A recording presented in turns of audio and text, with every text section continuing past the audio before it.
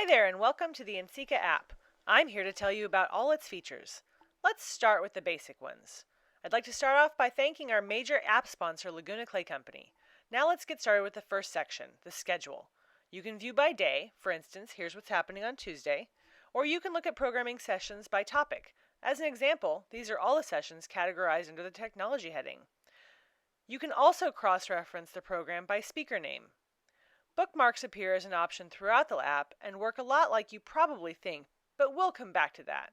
For now, let's move on to the next icon over, the resource hall. Similarly to speakers, you can view by name or you can sort by category. Here's the list of our commercial exhibitors.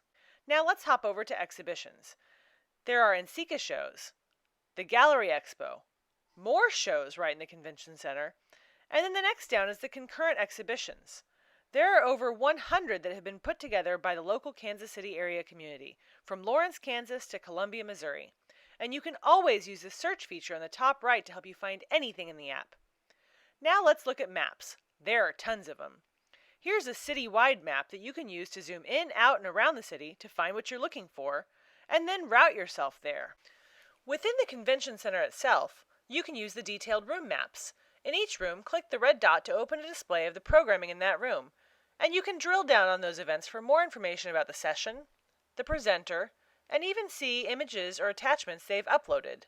And then there's the traditionally heavily used resource hall map, which will help you find the vendors and institutions you want to see.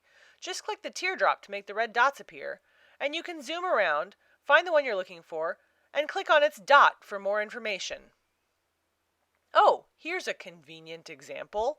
I can click on this dot and see that this is Brocker's Good Earth Clay's booth. Then I can click on their name to view even more information about them. Okay, moving on. Let's hop straight down and look at some of the additional information.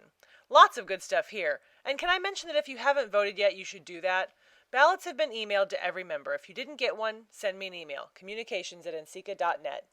And speaking of communication, here's a bunch of ways and places that NCECA is accessible to you.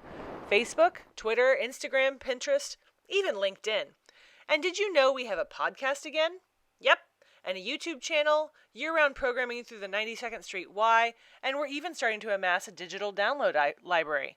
Be sure to check out all these ways you can connect with us. Now follow me to page 2. New this year, we've added restaurants to the app guide, and we've divided them by neighborhood. If you haven't seen the reviews of some of these places on the NCECA blog, you're missing out.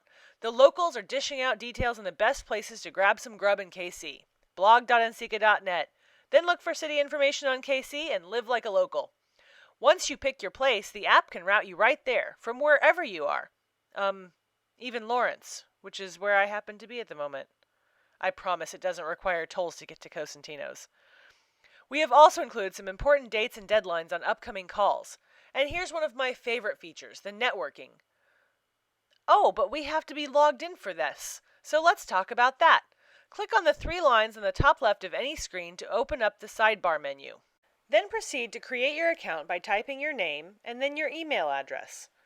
Check your email for the confirmation, which will come from CrowdCompass, our app developer. Click the link in the email, then open the app and confirm your code. Boom!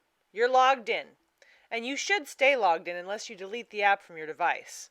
And now, you have unlocked a whole cornucopia of additional and personalized features of the app. This is one of them, the activity feed. More on that in a minute. First, I just can't go on until I find out what the number 1 in the red circle is down here under my contacts. Oh, yes, I see that I'm still waiting for my friend Ryan to respond to my request to connect earlier. Oh, but here, I have a pending request. It's a request from David Sturm. Yeah, he looks pretty cool. I think I'll exchange information with him. And now he's in my contacts. Gee, I hope Ryan accepts my request. Okay, now let's go back into the generic conference schedule. I'm going to search by speaker and find, oh, why there's me. And yep, that's my session, NCECA for new members. And I'm going to bookmark it. Then if I go back and look at my bookmark sessions, I see it right there. But oh, look, I'd almost forgotten about the closing lecture I'd bookmarked a while back with Marge Levy. Then I can see more information about her and, oh, what's that? She's also presenting in the past master's session? Well, I think I need to go to that too, so I'm going to add that to my schedule as well. Then if I look back in my sidebar at my personalized information and click on my schedule, I can scroll through the conference days and, oh, there's my session, and the keynote, and there's the past master session too. Now, let's look at the activity feed. The tab on the right will show you any and all notifications that come through the app during the conference. Lots of important announcements are pushed directly to all attendees through the app, and you can review them all here. On the left, anything you post will show up here, and the Center tab contains posts from all conference attendees. Now let me show you how this works. Let's go back to My Sessions.